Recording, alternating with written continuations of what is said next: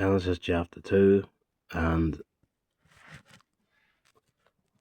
we're on to a new series on the garden and the local church.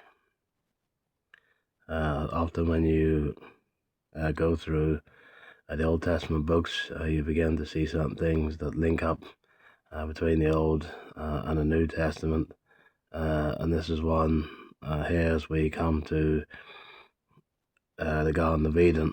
Obviously, this is a historical account of not only the creation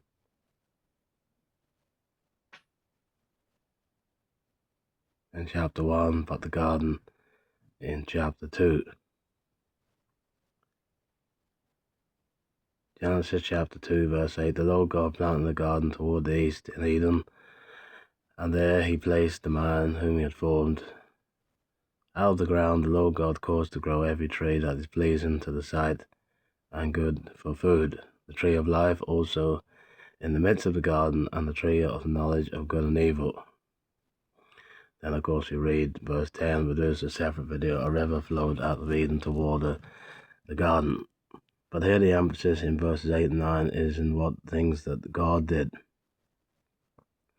God planted a garden, and God placed a man, and God caused every tree to grow in verse 9.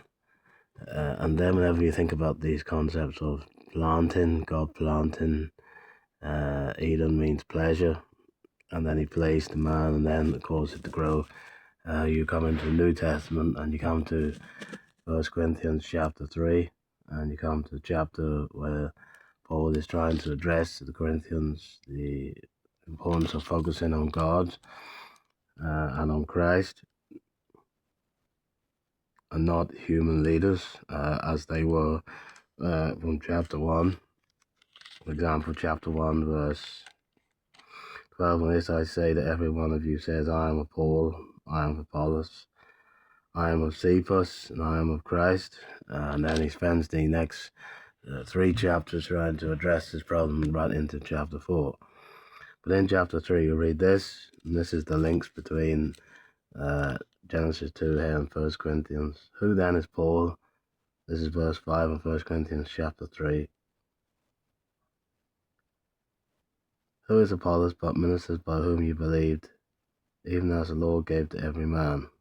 I have planted, there's our connection. Apollos watered, but God gave the increase. So then neither is he that plants anything, neither is he that waters, but God that gives the increase. Now he that plants and he that waters are one, and every man shall receive his own reward according to his own labor. There we see in Genesis chapter 2, God planted the garden towards the east. Here in 1 Corinthians chapter 3, Paul says, I have planted, referring to the fact that back in the book of the Acts, that he was there on the missionary journey and saw the church established. Acts chapter 18, Apollos watered. So we get to see the connection here between the water in the garden. But it's the next bit, God gave the increase. So here we see that God planted the garden. 1 Corinthians 3 verse 9 says, you are God's tillage, and that idea is the same idea of a garden, and we're laborers together with God. And so we see the connection between the garden that was planted, God caused every tree to grow, and the fact that God gave the increase, as Paul says in 1 Corinthians chapter 3.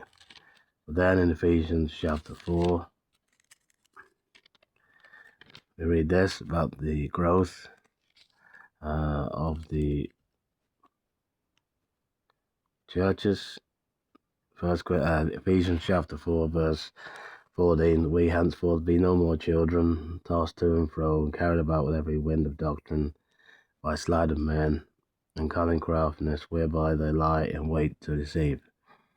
But as our verse 15, but speaking the truth in love, may grow up into him in all things, which is the head, even Christ.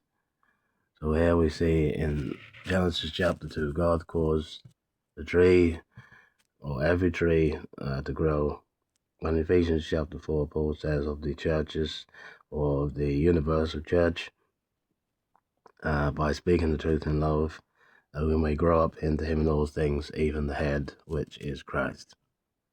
Thank you for listening.